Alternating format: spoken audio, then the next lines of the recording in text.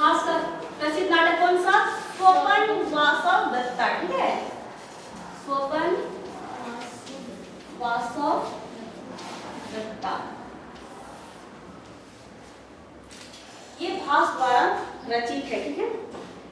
भास किस टाइम की देखते हैं तो ये 4वीं सदी बोल सकते हैं ना।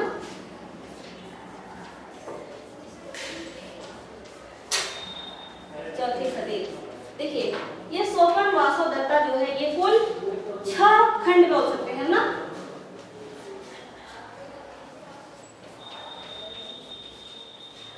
6 खंड में रचित है, ठीक है।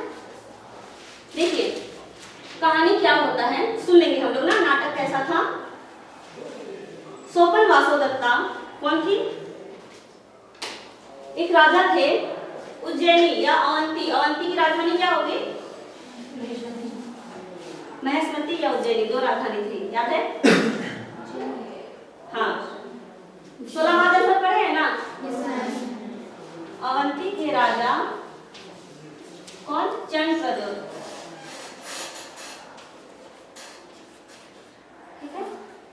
अवंती के राजा चंद्रप्रद्योत थे। इनको लगता था कि ये बहुत ज्यादा क्या है? शक्तिशाली है, ठीक है। लेकिन इनसे भी एक राजा कौन थे? कहाँ के राजा? कौशाम्बी, वत्स या कौशाम्बी बोल सकते हैं ना। मतलब अवंती की राजधानी क्या हो गई? उज्जैनी, और वत्स की राजधानी कौशाम्बी, ठीक है। वत्स के राजा कौन? उदयन, है ना। कहानी यहां से सुनिएगा। अवंती के राजा चंद्रप्रद्योत को लगता था कि मैं बहुत ज्यादा शक्तिशाली है ना। लेकिन वत्स के राजा उदयन, इनके पास एक कला थी। ये वीणा बजा के क्या कर लेते थे? हाथियों को अपने कंट्रोल में कर लेते थे। इस वजह से क्या होता था? ये हमेशा युद्ध में जीत जाते थे, ठीक है। तो एक बार चंद्रप्रद्योत ने योजना बनाई अपने सैनिकों के साथ मिलकर कि क्यों ना हम लोग इनको उदयन को धोखे से इनको हराया जाए, है ना। इसलिए चंद्रप्रद्योत के कुछ सैनिक इनके पास जाते हैं और बोलते हैं कि जंगल में एक सफेद हाथी हमने देखा है ना। उसके बाद उस हाथी की खोज में उदयन निकल पड़ते हैं अपने वीणा के साथ। फिर इनको दूर से एक सफेद हाथी दिखाई देता है। फिर वो अपनी वीणा बजाने लगते हैं, ठीक है। फिर जैसे ये वीणा बजाने लगते हैं तो इनको लगता है कि वो हाथी होगा। लेकिन क्या होता है? अचानक से उस हाथी के पेट से दरवाजा खुलता है ना, और उसमें से सैनिक निकलते हैं। और वे सैनिक क्या करते हैं? अचानक से उदयन के ऊपर क्या करेंगे? स्वागत करेंगे, हमला करते हैं ना। हमला करते हैं और कैद करके कहाँ ले जाते हैं? अवंती ले जाते हैं ना। और इनको जेल में बंद कर दिया गया, ठीक है। समझ में आ रहा है? जेल में बंद कर देने के बाद चंद्रप्रद्योत इतने अहंकारी बोल सकते हैं ना, इनसे मिलने भी नहीं जाते 3 दिन तक, ठीक है। जब ये जाते हैं तीसरे दिन तो उदयन बोलते हैं कि गुस्से में बोलते हैं ना, अगर आपको राज्य ही चाहिए था तो आप युद्ध कर लेते, है ना। छल से मुझे गिरफ्तार करने का क्या मतलब? और आप क्षत्रियों के नाम पे क्या है? कलंक है, बोलते हैं ना। तो इस बात से क्या होता है?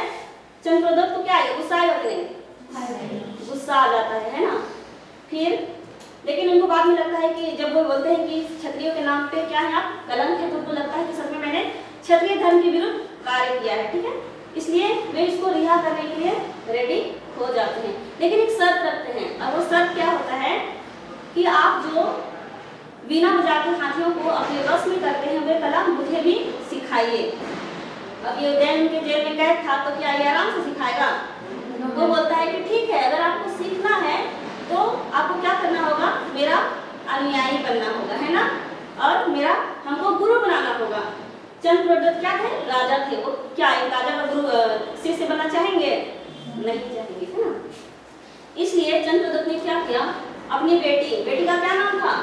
चंद्रप्रद्योत की बेटी का नाम, इसी की बेटी का नाम क्या था? वासव दत्ता, है ना। ये अपनी बेटी को चंद्रप्रद्योत के सैनिक ने क्या उन्हें सुझाव दिया कि आप अपनी बेटी को यह कला सिखाइए, जिससे कि वासव दत्ता अगर उदयन को अपना गुरु बनाती है तो उससे कुछ क्या बोलेंगे, उसको अपमान भी नहीं होगा, है ना। छोटी है तो वो कोई दिक्कत नहीं है, लेकिन इक्वल लोग एक दूसरे को शिष्य गुरु बनाना नहीं ना चाहेगा। तो ये छोटी है तो, लेकिन एक शर्त भी रखा, मतलब कि पिताजी है ना, तो थोड़ी चाहेगा उसकी बेटी जाए। तो वे एक योजना बनाते हैं कि अगर आप सिखाएंगे, ये रिश्तेदार बताते हैं ना, और बोलते हैं इसको कि ये कोढ़ी है। कोढ़ी मतलब कुबड़ी होता है, कुबड़ा कुबड़ी, ठीक है। कोढ़ी वर्ड एक होता है मतलब कुबड़ा, है ना।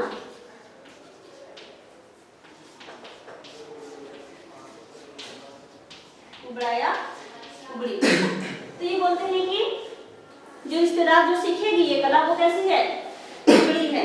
मतलब चंद्रप्रदोत का मानना था कि अगर वो वासवदत्ता सीख जाती है वो गुण, उसके बाद वो अपनी बेटी से सीख लेंगे, है ना, हाथियों को अपने वेश में करने का। क्या होता है कि अगर ये कुबड़ी है तो आप क्या कीजिएगा, आप जब भी अपना वो कला सिखाइएगा तो आप दोनों के बीच में क्या होगा, पर्दा होगा, है ना। पर्दा के इधर वासवदत्ता सीखेगी और इधर कौन सिखाएंगे, उदयन सिखाएंगे, ठीक है। तो उदयन सिखा रहे थे, उसी बीच में वासवदत्ता क्या करती है, सीखती है बहुत दिन तक, ठीक है। लेकिन एक दिन वो सही से अनुसरण नहीं कर पाती है। इस वजह से कोई भी आपको कुछ सिखाते हैं, अगर आप नहीं सीखते हैं तो उनको गुस्सा आता है कि नहीं? हम इतना दिन से सिखा रहे, तुम सही से सीख ले रही है ना, किसी को भी गुस्सा आएगा। तो वैसे ही सिखाते हैं और ये सही से सीख नहीं पाती है, अनुसरण नहीं कर पाती है उस दिन, तो ये गुस्सा हो जाते हैं। कौन? गुस्सा हो जाते हैं और जाके पर्दा खींच देते हैं ना। तो पर्दा के अंदर उनको क्या दिखाई देता है, एक सुंदर सी राजकुमारी, है ना। और देखते ही क्या हो जाते हैं, मोहित हो जाते हैं, है ना। मोहित हो जाते हैं। फिर उन दोनों के बीच में क्या होता है, बातें होती है ना। बातों बातों में पता चलता है कि उनके पिताजी ने षड्यंत्र रचा है कि, है ना, जो भी घटनाएं बाप और बेटी के बीच में हुआ था वे सारी रहस्य वो उदयन को बतला देती है। बतलाने के बाद वासवदत्ता और उदयन का मिलना जुलना लगा रहा था, है ना, लेकिन उनके पिताजी को नहीं मालूम था, ठीक है। और ऐसे करते करते उन दोनों के बीच में क्या हो गया, प्रेम हो गया, ठीक है। प्रेम होने के बाद अब ये लोग दोनों प्लानिंग करते हैं कि यहाँ से भाग निकलते हैं दोनों ना। भागने में कोई सपोर्ट करेगा, किसी का फैमिली नहीं। तो ये योजना बनाते हैं कि पिताजी मैंने इतने दिनों से जो सीखा है ना, बस में करने का जो भी कला, उसको प्रैक्टिकल भी तो करना होगा ना। तो इसके लिए जंगल जाना पड़ेगा, है ना। तो ये प्लानिंग करके वो लोग अपने पिताजी से आगे लेके क्या करती है, चली जाती है ना। किसके साथ जाती है, उदयन के साथ। लेकिन चंद्रप्रदोत को शक हो जाता है कहीं ये लोग भागने का प्लानिंग तो नहीं है, तो वो अपने साथ सैनिक भेजते हैं ना, जासूस की तरह, मतलब उनका पीछा करते हैं। और उदयन को पता चल जाता है कि ये सैनिक क्या कर रहे हैं, पीछा कर रहे हैं, है ना। तो 3 दिन तक ये लोग ऐसे ही जंगल में नाटक करते हैं ना कि मौका पाके जल्दी से हम लोग भाग जाएं।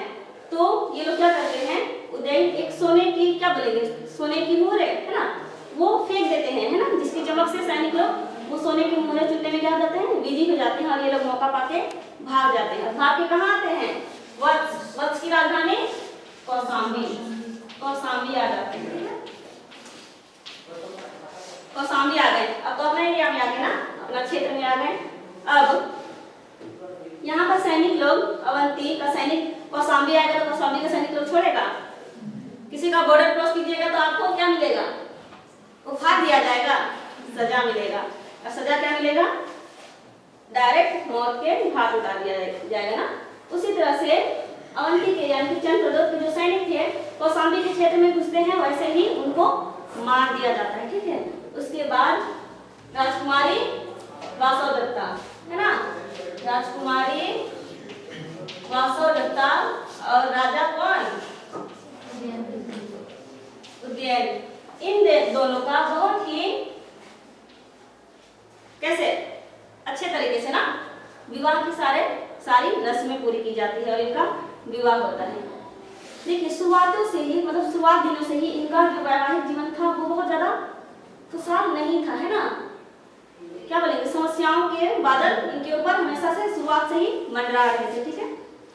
उस टाइम क्या हुआ, एक राजा थे, कहाँ के, क्या नाम था वो राजा का, अरुणी, है ना, अरुणी नामक राजा था।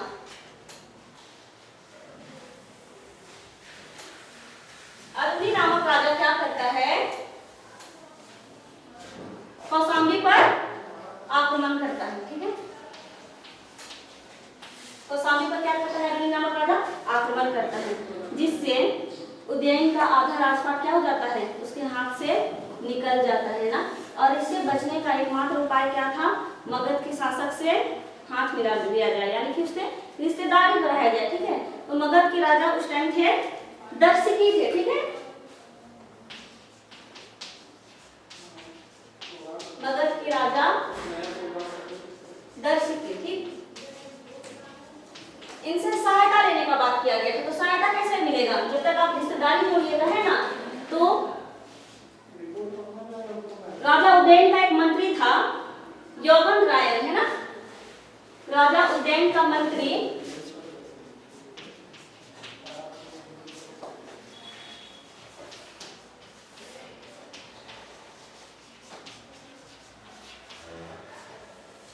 यौवन रायन, देखिए ये मंत्री क्या करता है, सलाह देता है ना राजा को कि मगध के राजा से क्या किया जाए, सहायता मांगा जाए। और सहायता के लिए क्या करना होगा, रिश्तेदारी जोड़ना होगा।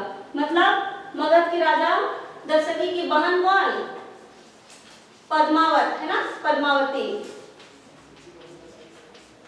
पद्मावती से क्या करना होगा, विवाह करना होगा। लेकिन क्या लगता है, उदयन यहाँ जो प्रेम विवाह करके वासवदत्ता को लाया है, सो पद्मावती से विवाह करेगा, नहीं करेगा ना।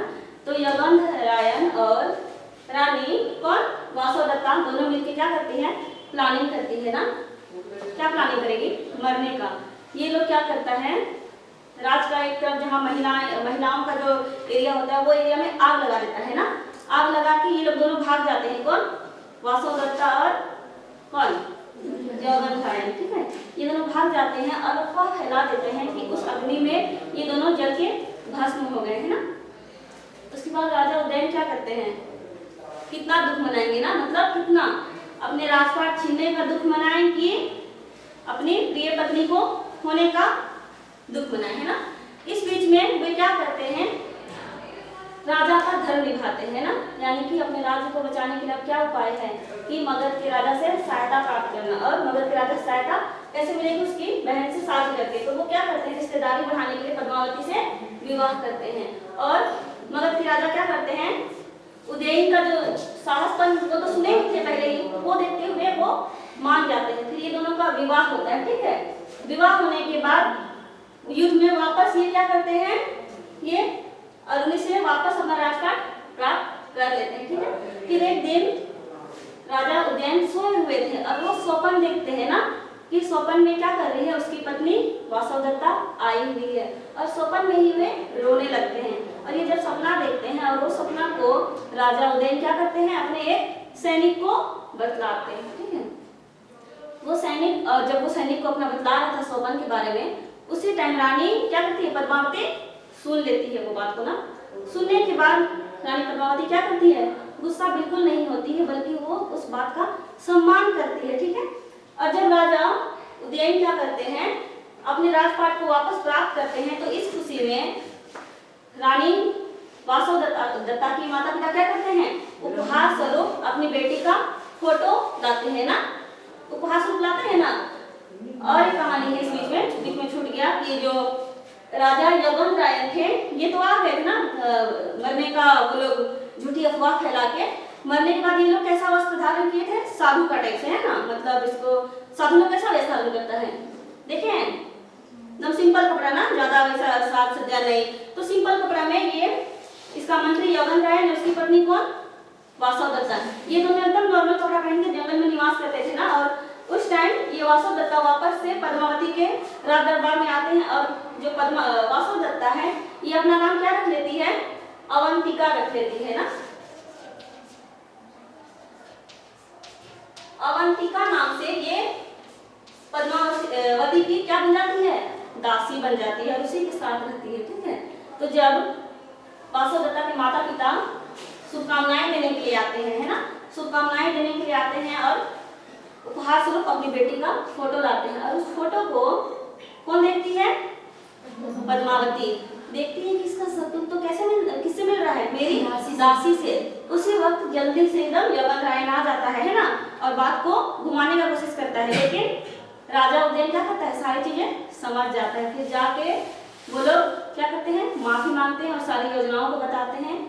उसके बाद क्या होता है, सब चीज ठीक हो जाता है और रानी पद्मावती और रानी वासवदत्ता दोनों साथ मिलकर किसके साथ, उदयन के साथ, राजा उदयन के साथ खुशी खुशी रहते हैं। यही कहानी